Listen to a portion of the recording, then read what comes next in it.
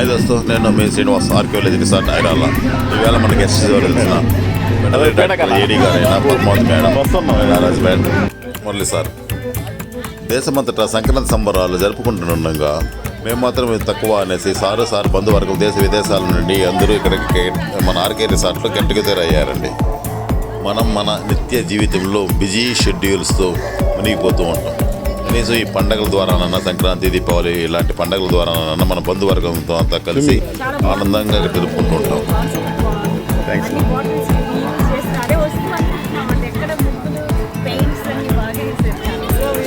Function hall కూడా కదా.